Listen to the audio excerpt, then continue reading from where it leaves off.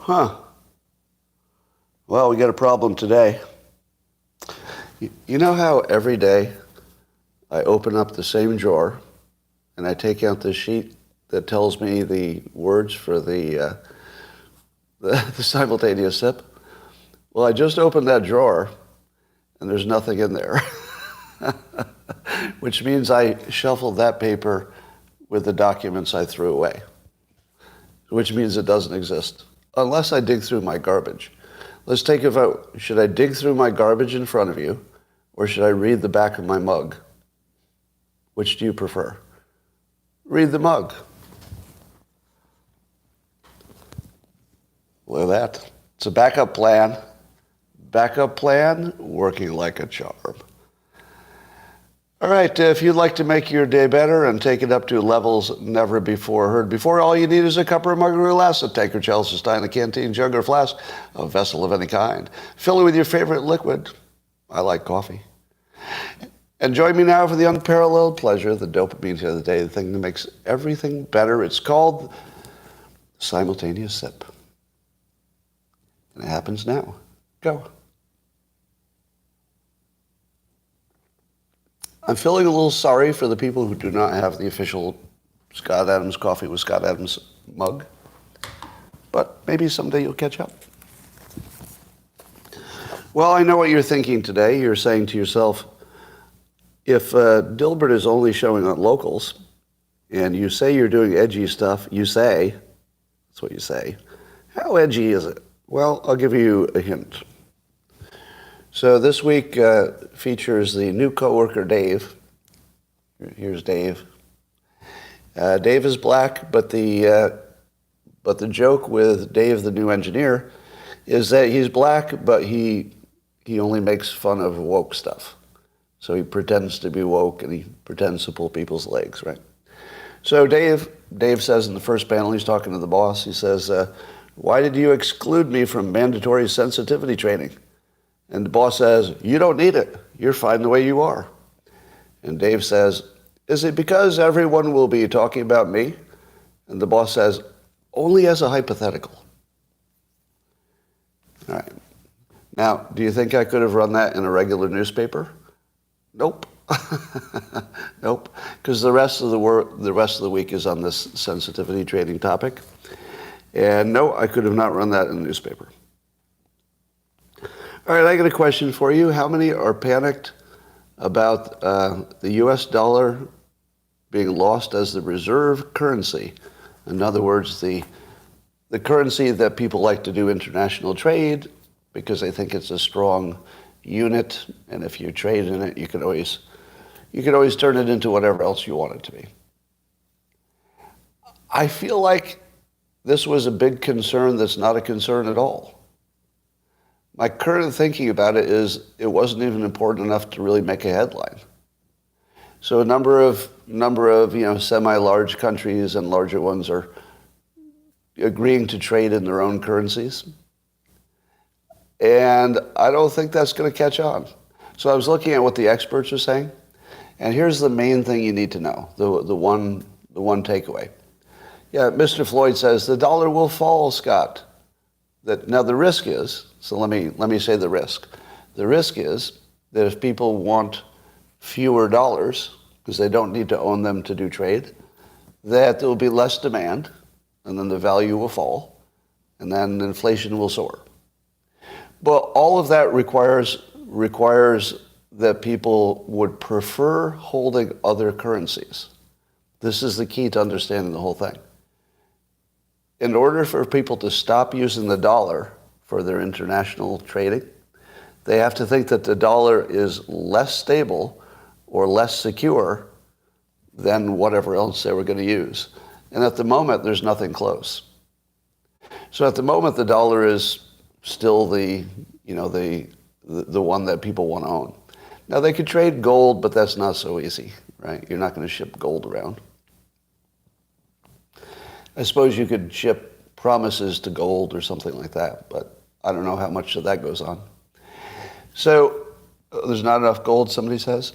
So at the moment, it looks like that was another fake problem, meaning that what makes the dollar valuable is that the economy of the United States looks like it's more stable than anybody else's economy. Anybody who looked more stable than us would probably go down if we went down. In other words, if the United States went down, it wouldn't help you much if you had, Swiss francs or something, because everything would be a mess by then. So that's my current feeling, is that the reason it's not a headline everywhere is that it's not that big a risk yet. It's possible it could become one, but only if the economy of the United States became so weak that people said, oh, I don't want to hold those dollars because the United States is so weak. We're not there yet. As long as we have the biggest military, we might not ever get there. But,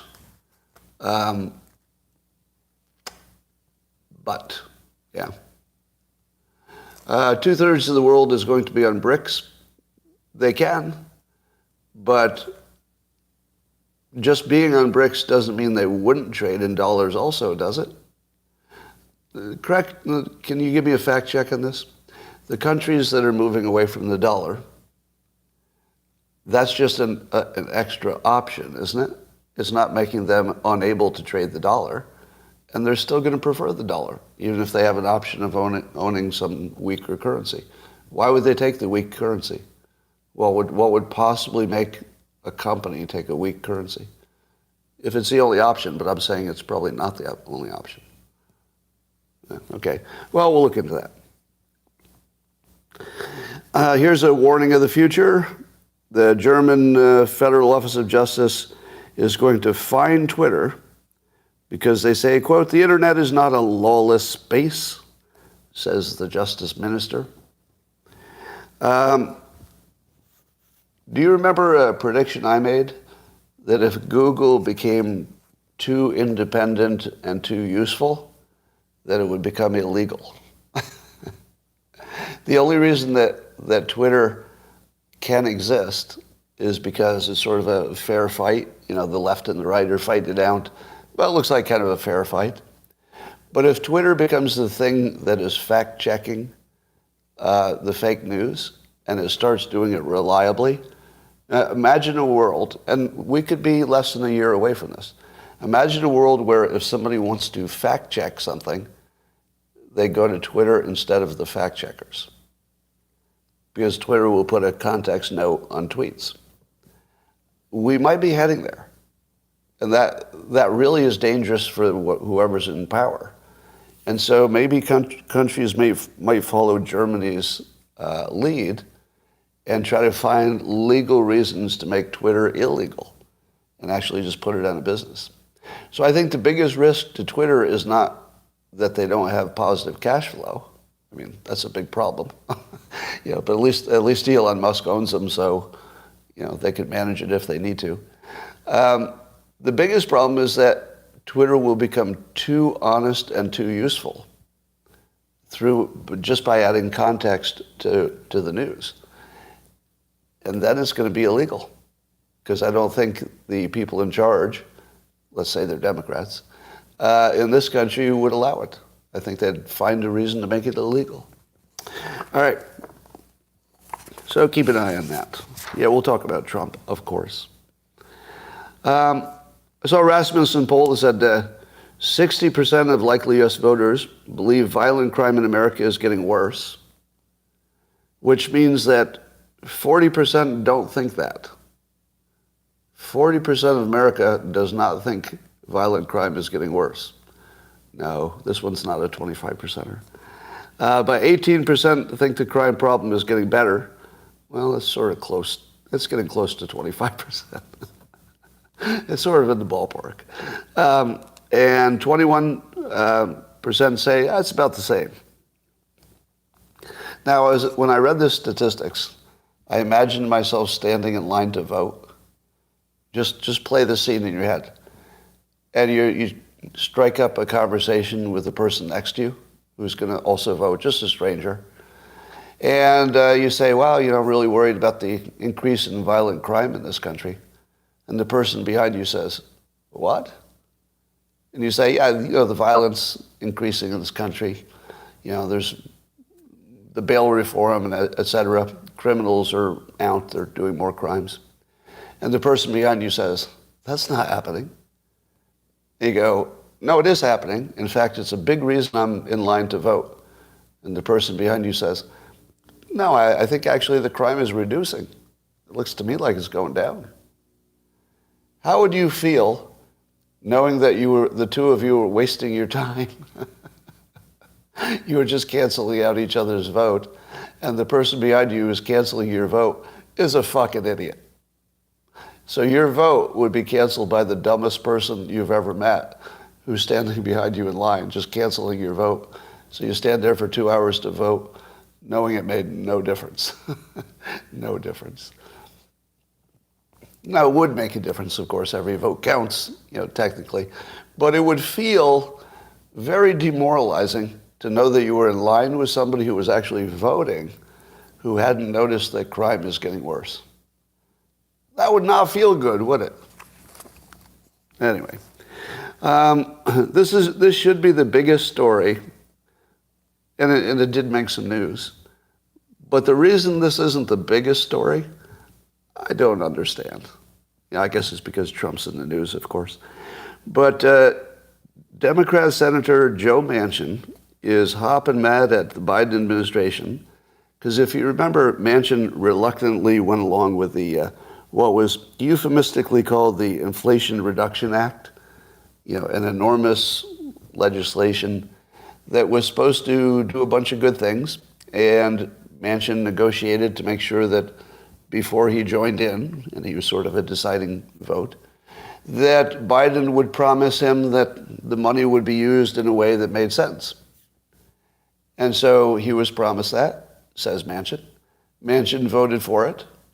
And then the responsibility for how to spend it in detail gets farmed out to the various administration entities. And apparently, according to Joe Manchin, those entities are using the money in exactly the way Biden said it wouldn't be used. Exactly what he didn't vote for.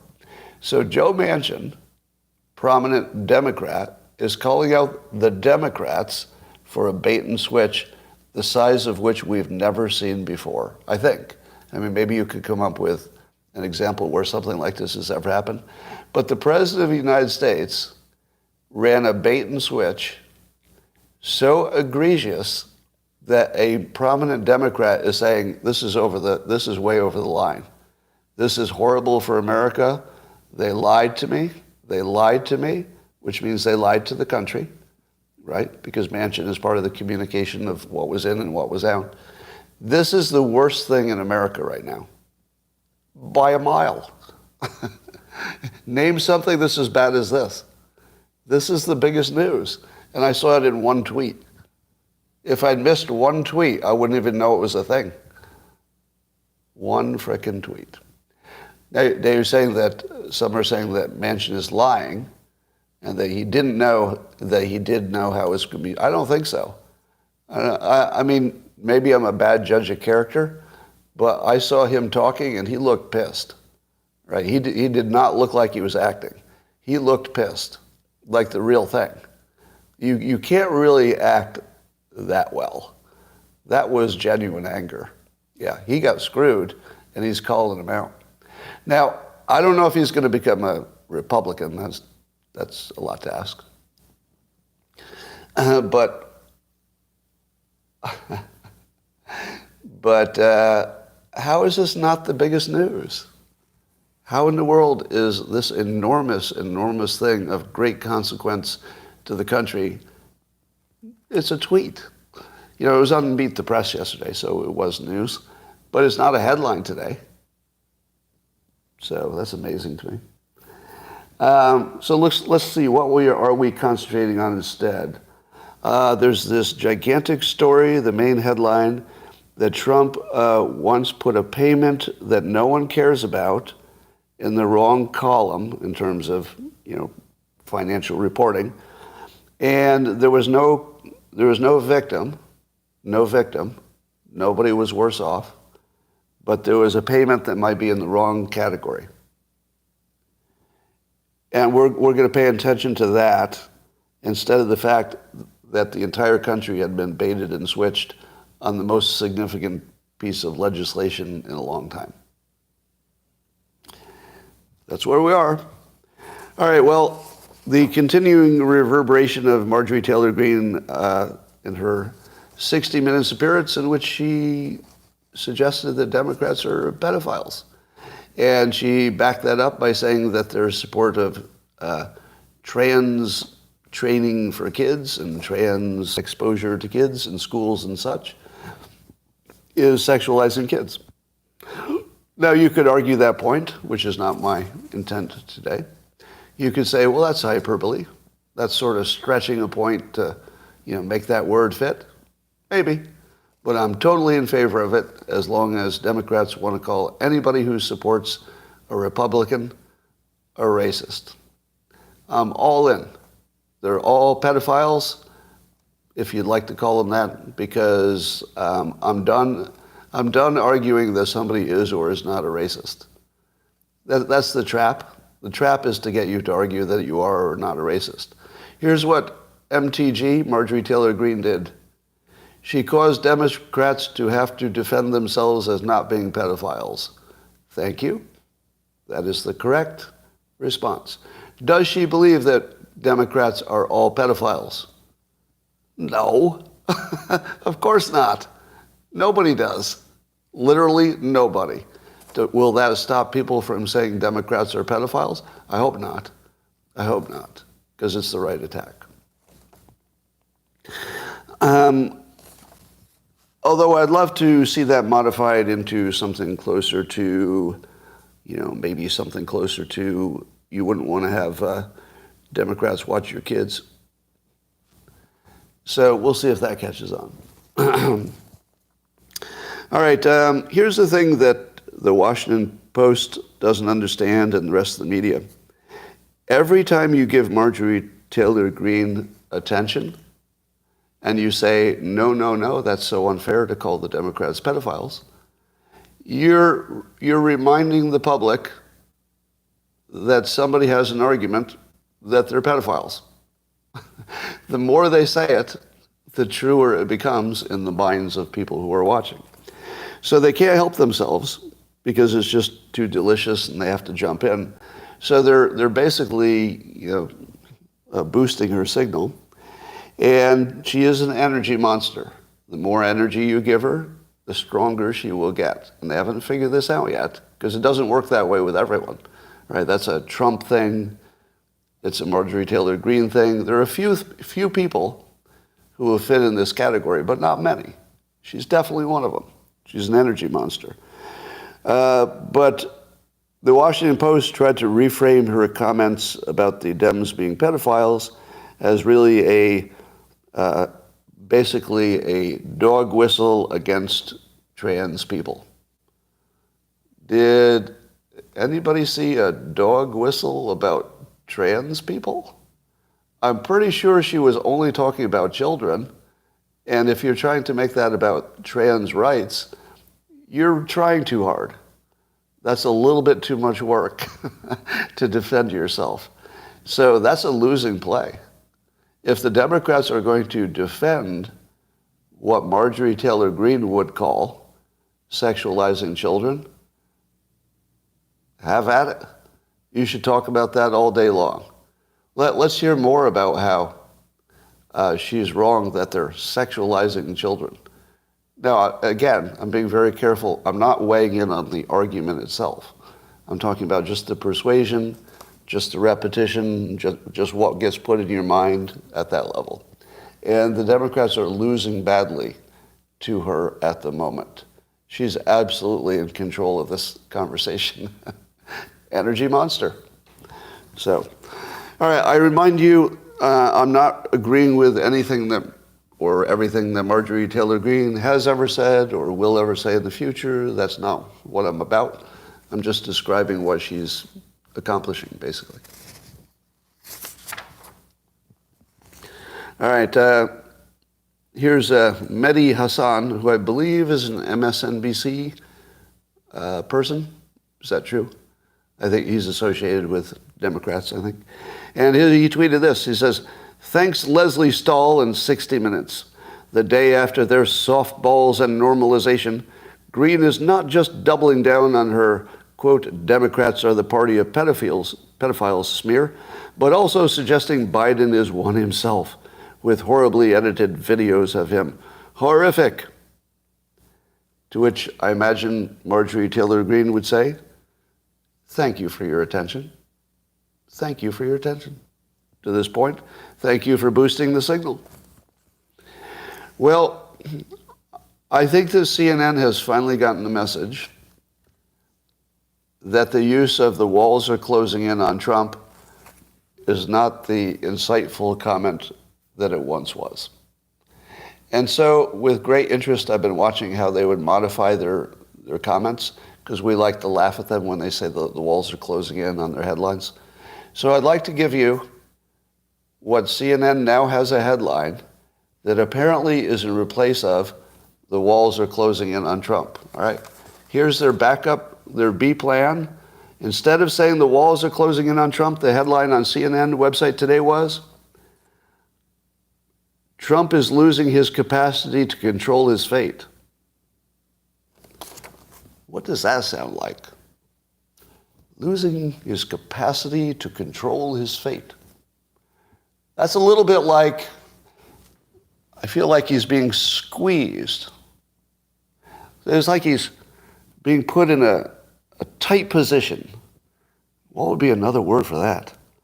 It's like almost there were walls of some sort, and in a way, it's like they were closing in on him. Or as I like to say, he's losing his capacity to control his fate. Well, I would like to agree with Glenn Beck and Greg Gutfeld, and I think a few other people made this same point. Would you say this is true or not? The first time I heard it, I thought it was hyperbole. But today, when I thought about it, I realized it had already become a part of me. Now, usually that makes no sense when you say it became a part of me. But watch how it's true this time. The first time I heard, oh, Trump is a symbol, and I thought, yeah. You know, we always treat him as a symbol. And then I'm watching the news today as he's actually going to be indicted. Maybe there's a mugshot. Is there a mugshot? I don't know, but maybe. And today I felt differently about it. Here's how I felt about it today. I felt I wasn't being put in jail. It was absolutely personal. Did anybody else have that impression? That when he's actually in the Department of Justice facilities, when he's physically under their control, they're not just talking about him, they're not just talking to his lawyers, they have physical control of the former president of the United States. Physical control. That's personal. I feel that personally. I feel that in my body, in my brain. I feel it in my heart. I feel that in my pancreas. That is completely personal now. And I wasn't expecting that. I wasn't expecting that when the change was from a conceptual thing to the Department of Justice run by the Democrats have physical control of Trump. Physical fucking control. That is completely different. It doesn't feel like it used to feel. And I'll tell you one thing. It changes my behavior. Here's what the Democrats and a lot of Republicans are saying. They're saying that the real trick is they want Trump to win the primary, but be hobbled in the general election. And I would agree there might be some people thinking that. There might be some Democrats thinking that. But here's where their calculation went wrong. It's personal. It's personal. This isn't political anymore. This is not politics anymore. This is personal. And people are going to act differently. So let me say with some certainty, if Trump gets the nomination, I'm still backing Vivek Ramaswamy because I think age is important, and Vivek has the strongest, clearest communication of what he wants to get done that matches my preferences. But I think in all likelihood, if you just sort of game it out, the chances are that Trump is ahead in the polls, and he takes it. If he does, I'm going to register and vote for him for the first time. So I'm going to change my behavior. Do you know why I'm going to change my behavior? Because it's personal. It's personal. I'm not going to go vote for Trump. I'm not going to go to save Trump. I'm not going to go to put Republicans in office. I'm not going to go there to punish Democrats. I'm not going to go there to get good policies. It's personal. It's personal. I'm going to go there to keep myself out of fucking jail. Because if you put him in jail, he is the only thing standing between the government and me. Now, some of you are a lot safer, I assume, but I'm not. I'm not. You don't think they could put me in jail for some fucking thing? Absolutely they can. I'm going to vote to stay in a fucking jail is what I'm going to vote for. I'm not voting for Trump, not voting for Republicans, not voting for policies. I'm going to vote to stay out of fucking jail because that's how I feel. So if that's how you wanted me to feel, congratulations, assholes. That's how I feel. You fucked up bigger than anybody's ever fucked up in their whole life. The Democrats have no idea what's coming. And I don't want to see a protest, frankly. I don't want to see anybody risking themselves. I just want you to take care of yourself. I just want you to take care of yourself. That's it. Protect yourself. Do what you got to do. And I'm not talking guns. I'm not talking revolutions. I'm talking about, you know what you got to do. This time, do it. This time, fucking do it. Right? Decide.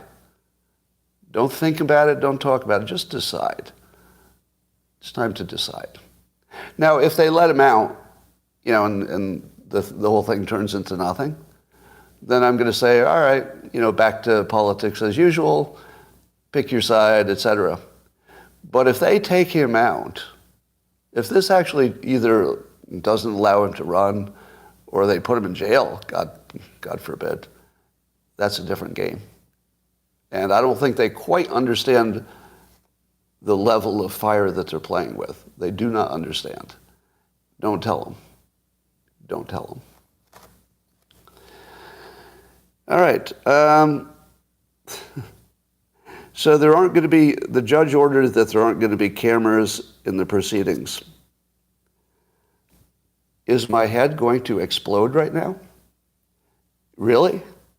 You're going to take physical fucking custody of the former president of the United States with 80 million supporters, and you're not going to show us on the fucking camera what you're doing? You better show that shit. We need to see all of it. You need full transparency. This is not like any other case. This is not a criminal situation. This is the fucking future of the Republic. You better show us that shit. I want to see every part of it.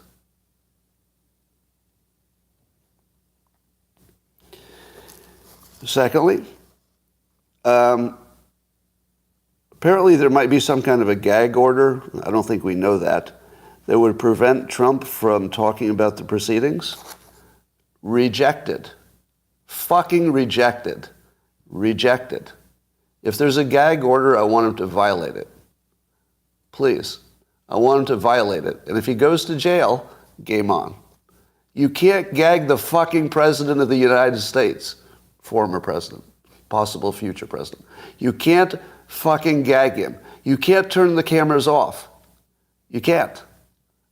Unacceptable. Unfucking acceptable. We got to see it. We got to see the whole thing.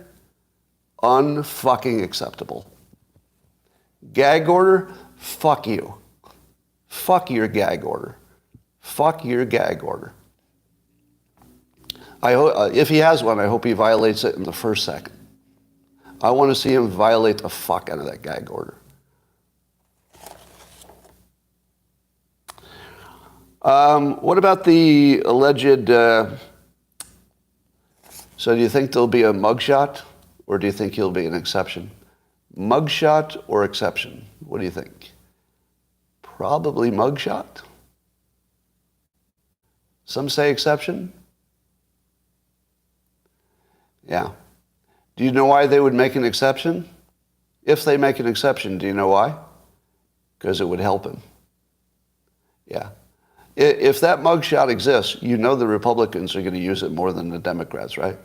The Democrats think, I can't wait to get that mugshot. You know what? I can't fucking wait to get it either. I can't fucking wait to get that mugshot. I don't care what expression he's got in his face. I don't care if he's sad or happy. I want to see that mugshot. Because that's going to put him into the presidency if anything does. All right. Let me make a prediction for 2024.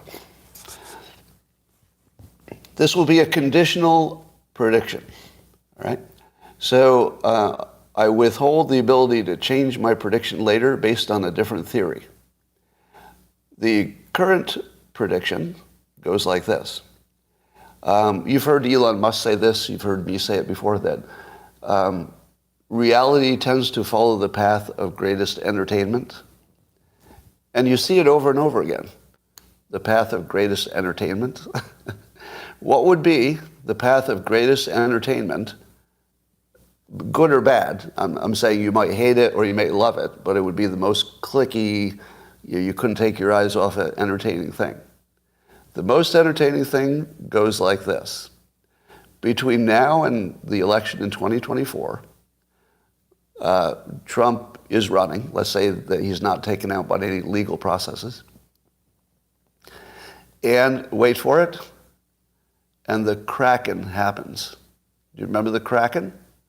That big old thing we were promised that was going to be news about the 2020 election and how it was allegedly rigged, but no evidence of that scale ever came to pass. Well, we've kind of been beaten into submission a little bit, assuming that all the things that have been proposed or alleged have either been ruled out or rejected by the courts, or they weren't big enough, or just didn't pan out for some reason. So you're kind of beaten down, and you expect that there would be nothing else between now and the next election. However, I don't want to give you the details, but there are a number of, let's say, signals that are emerging that definitely are the possibility that there's something out there really big that is close to being uncovered. Now, I'm not going to be the idiot who predicts it, because, you know, I'm more famous for saying that 95% of all election fraud claims, at least, like a floor, would be 95% of all of them are false. So if I were to bet against my own prediction that 95% of all election claims are false, I would be a little foolish. However, if you believe that the most entertaining option is where reality bends, then the most entertaining option is that we've all been wrong and there is a Kraken. Let me give you just maybe a little hint of where one might be. All right, this is a big might, so I want to be very clear, because I know there's some idiots who watch, they sneak in. To the idiots, I'm not predicting necessarily that any of this will pan out as actual, you know, election fraud that's on a big scale. But it could. It's in the category of, it could. Apparently there's, and I'll try to get this story right, there's a system that a number of states use. It's called the ERIC system, E-R-I-C, stands for something. And it's a system that keeps track of who's moved from one state to another. So if you're trying to make sure that your voter rolls are accurate, one of the things you want to know is who's recently moved, and maybe who has not, I don't know, re-registered or whatever. Because the last thing you'd want to do is send a bunch of ballots to somebody's wrong address And then you've got a ballot that somebody maybe could fill out illegally. So it's very important to know who has moved recently, and this ERIC database is one of the things that does it. Now, what's your guess? Do you think the ERIC database, which is very important to the integrity of the elections, do you think that it's run by a prominent Republican? Do you think a bunch of Republicans put that together? Oh, no. It turns out it's run by a fairly well-known Democrat. So a Democrat put it together. Zuckerberg had something to do with it, maybe funding or something. I don't know. There's some Zuckerberg connection. And here's a more interesting fact from Rich Barris, who says that the ERIC system is completely unnecessary because the data already exists and even he has it. So even, Rich Barris here on Twitter, you've seen him talking about a lot of election stuff. Even he says, I have the information. Even I have the information of who's recently moved by states. The ERIC system doesn't even have a purpose. Unless the purpose is to make it more likely the Democrats win. And there's an allegation that's sort of bubbling up that the ERIC system might be the primary way that fraud is accomplished. And it's not something you would have looked at. In other words, it's not part of the election process per se. It's more of an election support system.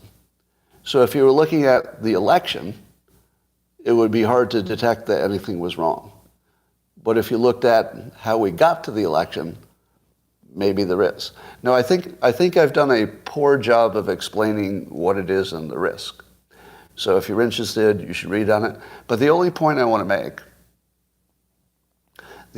make here is that there might be something that is really big that makes a difference to elections and you didn't know about it. And it could make a big difference. So I'm not going to say that that's the thing that's going to be the Kraken. I'm just going to say there are a couple of things. I think there are at least two other things that are bubbling up now through Kerry Lake or other things. So you might see it. So the main reason I would predict it is not because I think it's likely we'll find election fraud. I still think that's very unlikely. What is likely? Well, likely is the wrong answer. If the prediction of reality following the most entertaining path, if that happens, it's going to play out that way. So really it's just a way to, I'd say it's a way to see if that hypothesis of things following the most entertaining path works. Now, I have a hypothesis why that hypothesis would work. What would be the mechanism that would cause reality to follow the most entertaining path? What would cause that to happen? It would be people wanting to be entertained. It would be people thinking about it. Because I have a view of reality that we think things into reality. That the thing we focus on actually forms into reality ahead of us. So the more you're thinking about something bad, the more likely it's going to happen.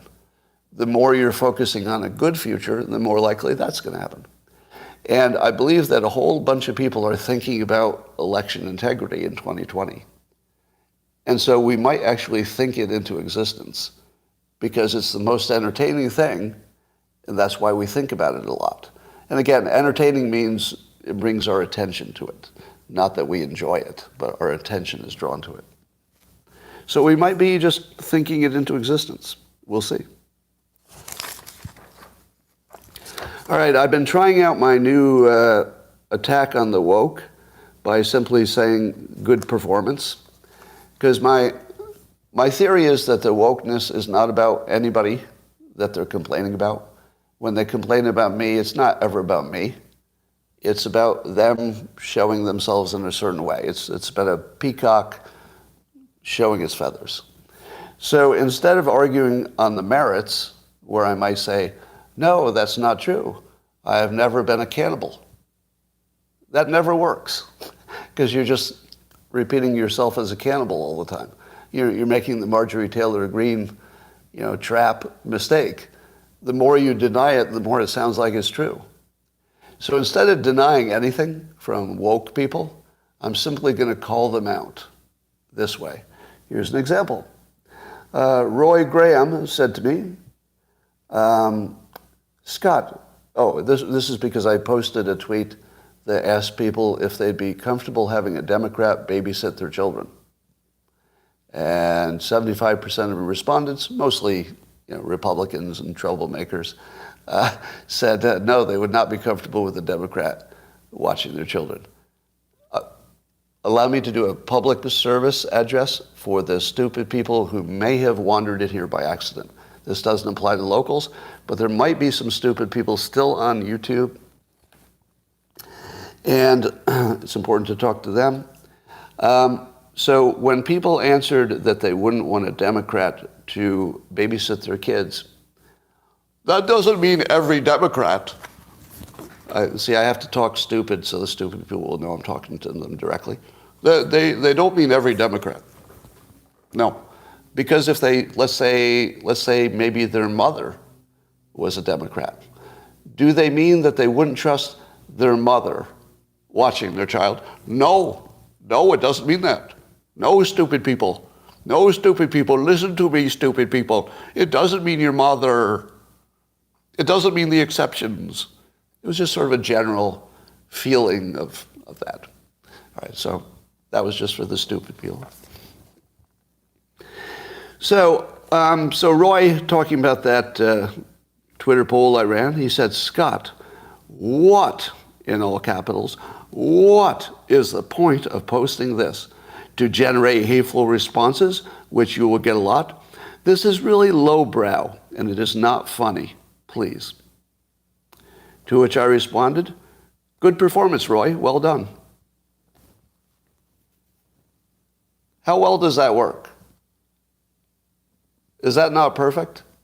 I'm not going to talk to him about his point, because his point is not about the point. Do you think the point is about the point? Of course not. The point is about Roy. Roy wants you to know who he is. Okay, Roy, that was an excellent performance in telling us how awesome you are compared to me. Good performance. Good performance. I am not going to talk about the details of your criticism. I'm only going to talk about the quality of your performance. If you want to have an actual discussion, we'll talk about actual real things. Happy to do it. But if you just want to perform, I'm just going to grade the performance. Nope, we're not going to talk about your dumb ideas, just the performance. Good job, Roy. Good job. Speaking of performance, the most important news in the entire world is that there was a guy who said something bad about a women's basketball player who did something that he considered classless. Huge, huge story. So the story is about Dave Portnoy, Barstool founder, Trump supporter, which is probably the key to this. Trump supporter. So in a women's basketball game, you've probably all seen the news, a white player mocked a black player, a white woman, by pointing to the future ring that she was going to win if they won the game. But I guess the game didn't go their way at the end. And the black player, again, coincidence that one of them was white, coincidence that one of them was black. It's just basketball players on different teams. And the other one mocks her back, by pointing at her finger. Totally fair game. Two players mocking each other. Fair game. But of course, the one that Dave Portnoy happens to see, because I think it was toward the end of the game, and he makes a comment that she's an effing idiot for doing this mocking thing. Does anybody care what Dave Portnoy thinks about one female player's hand gesture? Anybody in the world? Does anybody in the world care about that? No, of course not. Did anybody in the world bother to make a big deal about it? Of course they did. They made a really big deal about it. Is it because they care what this one person thinks about one person's hand gesture? No. They care that they can take him out. Dave Portnoy is a chess piece. He's actually one of the people who might actually change votes because he's outspoken and pro-Trump. This is everything about taking players off the board and performing while you do it. So there's 2 points. There are 2 points, but none of them have anything to do with what he did or said. That has nothing to do with the story. The only thing is, can people perform? Let me tell you how I'm better than Dave Portnoy. I'm better than Dave Portnoy, and here's my reasons why. I'm so wonderful, and Dave Portnoy is not. See, if you added singing and dancing to it, I think it'd be a better performance. And otherwise, it's just trying to take him off the field because he's a Trump supporter. And I was looking at who gave the best woke performance. I think it was Shaquille O'Neal, who said something about his mother. Good performance, Shaq. Excellent. We do not need to know about the issue because nobody cared. Literally nobody cared about the issue. We only care about the quality of your performance. And Shaq, we're going to give you the Academy Award for that. Well, as I've said a number of times, the Democrats are really the party of women, in the sense that women are the dominant, let's say, opinion-making force within the Democrat Party. Would you agree, first of all, that women are the dominant policy-making force? It's not all women in charge, like they're not necessarily all the senators, but they're the primary influence in the Democrat Party. And somebody said to me, why are you against that? I'm not against it. I'm not against it at all. Why would anybody be against it? It's just an observation. Can't I observe something? Why is that a problem? I'm just observing. No, I don't think that's necessarily, not on the surface. I'm not saying that women can't dominate a party. Sure they can. Why not? That's all part of the process. No problem at all. It's just an observation. Now, I'm going to extend the observation.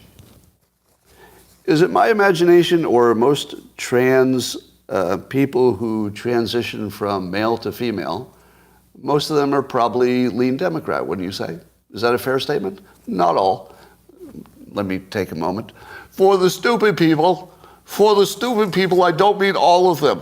I don't mean every trans person is actually a Democrat. Not everyone, not 100%. Okay, that's just for the dumb people.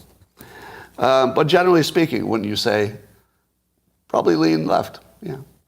And I thought that this is a continuation of a theme, that the Democrats are the party of women and people who identify as women. But here's the part that I thought was the best part. That conservatives seem to be concerned that their opponents are removing their own balls. And I thought to myself, what a weird world. Because, I don't know, this is just the way I play it. I play it differently. If I saw that my opponents in any realm were removing their balls, I'd say, carry on. Carry on. I don't want to get in the way of that. I'd like to just stand to the side and carry on. I might want to encourage it. You know what? Joe Biden, his biggest problem is his balls. If he would get rid of those, it'd be a better world. Be a better world, I think. So, I don't know, I just thought it was funny that Republicans are concerned that their opponents are removing their own balls. Now, if you're new to me, I'm pro-trans, right? Totally pro-trans. Adults, right? Adults, do whatever you want. I'm happy to please do whatever you want. It's a free country. Yeah, we'll work out the details. There's lots of stuff to work out with sports and bathrooms and stuff like that. Of course. But that doesn't change the fact that I'm pro anybody who's an adult, living the life they want to live. It's okay with me. Yeah, the children stuff is a separate category, and I'm not even gonna pretend those are the same. All right, let's see, what else we got going on here? Did anybody see, well, did you ever think that the Democrats are trying to create a banana republic? Have you seen anybody say that? They're trying to create a banana republic. Does that seem ironic, given the number of Democrats who are removing their bananas? And the fact that it's a female-led party? I feel like it's a banana-free republic. The Democrats are trying to turn us into a banana-free republic. No bananas. And nothing that looks like one. We don't want a banana or anything that looks like one. If it's a BBC, still fine. BBCs are still allowed. But if it looks, sort of like a banana, nobody wants it. All right. Did you see Megyn Kelly unload on Leah Thomas, the trans athlete swimmer? Oh my God. And she's not canceled as far as I know. Let me try to summarize what Megyn Kelly said. She said that Leah Thomas, who, if you don't know, is a born as man, transitioned to a woman, and is now winning a bunch of swimming titles by beating the people who were born as biological women.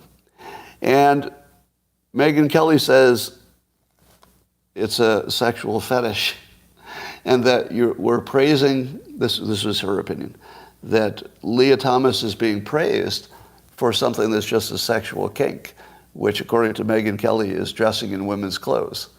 And that not only does what Megyn Kelly would call enjoy the dressing in women's clothes, but probably enjoys being in the locker room with naked women. Now, I don't know if any of that's true. Let me be clear. I'm not backing that allegation. I am, however, interested in why it's not a valid point. Meaning, how can anybody tell if somebody's acting on a sexual fetish or there's some kind of deep lifestyle identity situation that you would treat differently? How would you know? Yeah, I heard you use the word autogonophilia. Is that a real thing? Autogonophilia? That it's a sexual fetish, maybe to remove or to have genitals or something? I don't know what that is. But I love, to imagine yourself as a woman? Yeah. Now, as somebody crudely pointed out, an erection would answer the question of whether it's a sexual turn-on. There's no report that Leah Thomas...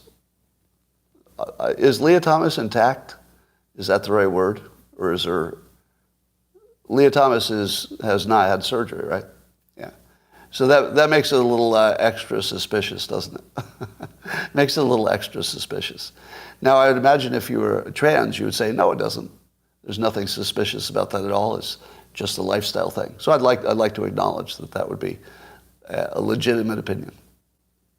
I don't know. So I had the following feeling about it when I heard Megyn Kelly. Number one, brave as hell.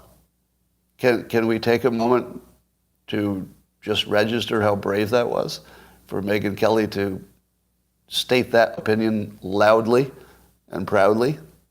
It's very brave. I don't see her getting canceled for it. Maybe it's easier to be a woman. In this conversation, it's probably easier to be a woman. Could be part of it.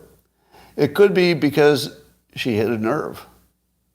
It could be because people said, I want to cancel you, except, wait, what did you say? What did you just say? How do we rule that out? How do you rule out that Leah Thomas potentially is just enjoying the show. I don't know how you rule it out.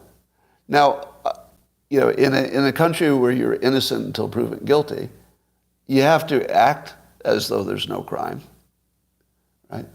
Well, it wouldn't even be a crime, would it? Technically, I don't know. Would it? Well, let me ask you this.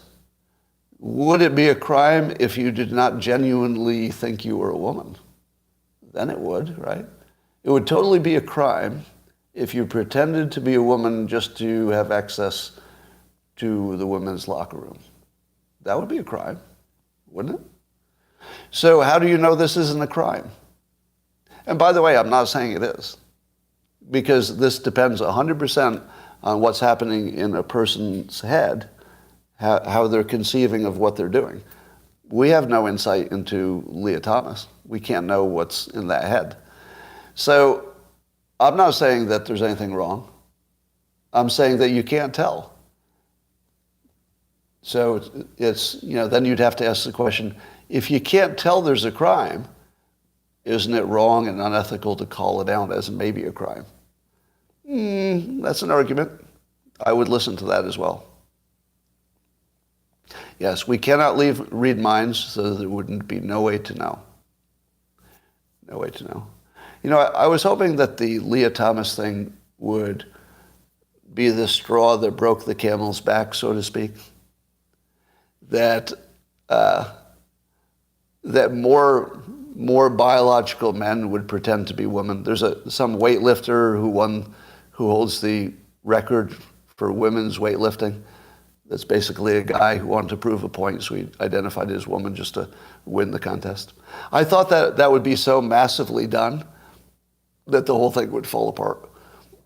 But apparently there are not enough people like me. There are not enough people like me to play practical jokes on the system until it breaks. So I guess that's not going to happen.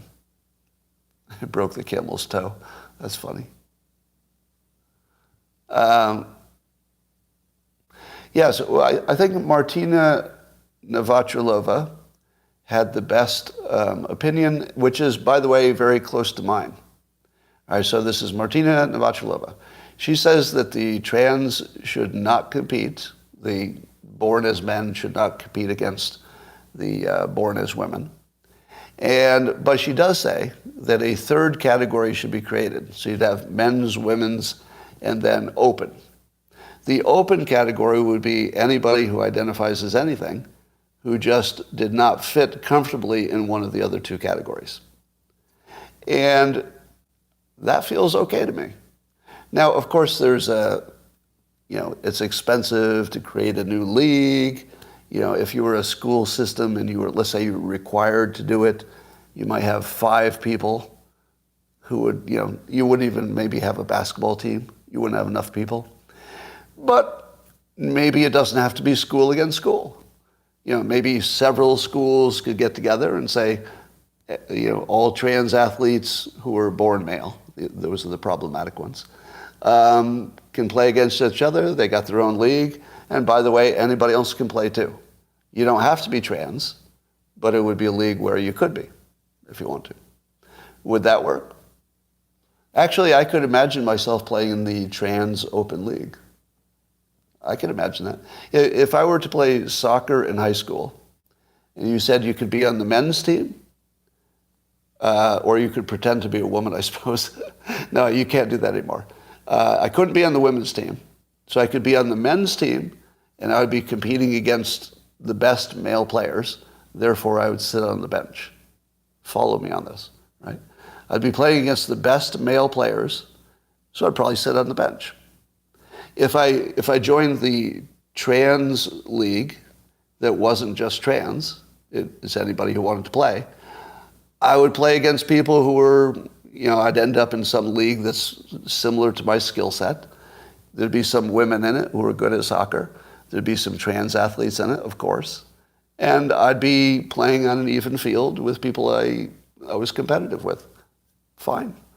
That would work perfectly for me. So I do like that idea. I don't know how practical it is to form a new league. It's a little impractical, but not so impractical you couldn't do it. And I've often said that the male and female binary is only good for the top athletes. The top female athlete, yay, gets a college scholarship. The worst female athlete doesn't get on the team or sits on the bench. Same with the men. Yay, college scholarship, get all the girls, you're the captain of the football team, look at you. The lowest athlete doesn't get on the team or sits on the bench. You need a league for those people. That's the league I want. And if trans could fit comfortably in that league, because the only thing that matters is how well you play, not anything else, good idea. So I'm going to back that concept. All right. Ladies and gentlemen, is there any other big story that I missed? Is there anything I'm ignoring that you think I should not have? Chinese radiation-proof soldiers. I've somehow ignored that. Yeah, Finland has joined NATO, which nobody cares about. Does anybody imagine that Finland joining NATO would make a big difference to anything? I mean, Russia won't like it, but was Russia going to attack Finland? You know, was Finland at risk of attack? I don't know. It looks like it changes nothing to me. It looks like something to talk about, but not something that matters. BRICS is growing, but again, as long as the U.S. economy is strong, people are going to want dollars too. Oh, interesting. I just saw a comment that I don't know the story behind, but the comment said that Greg Abbott, governor of Texas, wants overdose deaths by fentanyl to be murder, which would mean that the dealer would be guilty of murder. Yes. Yes, thank you. Yeah. In fact, I would go further. I would say that dealing fentanyl beyond some scale, right? I wouldn't talk about the smallest dealers. That's a special case. But if you're a professional mass fentanyl dealer, that should be the death sentence. Death sentence. Because that's mass murder. If there's somebody who's moving product to 10,000 people, and I assume there's some big dealers who are moving to 10,000 people, if you give fentanyl to 10,000 people, you're going to lose 5, 10, 100, I don't know. You're going to kill mass number of people. That person should be executed. Who disagrees? A mass fentanyl dealer, the big ones, just the big ones, that should be murder. That should be absolute death sentence, no doubt about it. Here's, we got another dumb person entering the box. So Mike K, I'll need to talk to him like a dumb person to respond to. He yells in all caps, "Just stop popping pills." So could I take a moment just to talk to the dumb person here? All right. Mike, you're thinking about addiction like you're thinking about M&Ms. M&Ms you could stop taking. And addiction means you can't stop it. It's taken over your brain, Mike. Mike, if people could just stop taking fentanyl, we wouldn't have a problem, Mike. But you can't stop it. You can't. That's what an addiction is. And by the way, Mike, they don't even know they're getting fentanyl. And Mike responds, yeah, just stop. Good job, Mike. Good job. All right. I believe I've mocked Mike enough.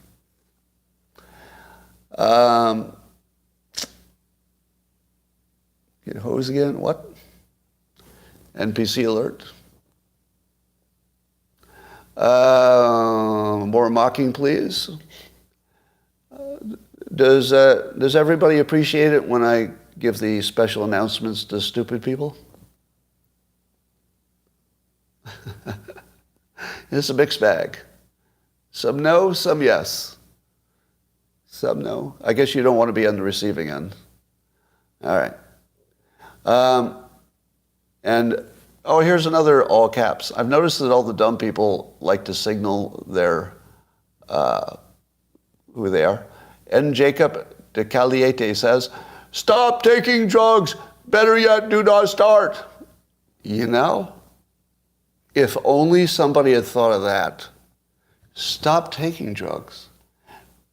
Wait, better yet, hold on. Better yet, don't take them in the first place. Problem solved, people. Problem solved. Caps lock on full. Flavorism is racism. Yeah. Even better. Even better. Oh my God, even better. Don't create drugs. Have I just solved the drug problem? It feels like it in my head. Don't create any drugs. Well, that would end everything. Yes, yes. Let me write that down. All right, YouTube, you've had enough of me. Bye for now. Best live stream you've ever seen until tomorrow. Let's keep an eye on this Trump situation.